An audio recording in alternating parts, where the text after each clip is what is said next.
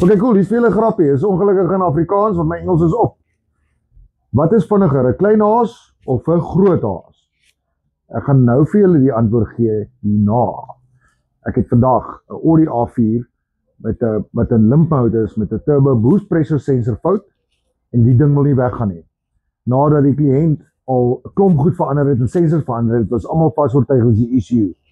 So ek het met min hesitation die ding ingebring, daar's die Engelse woord.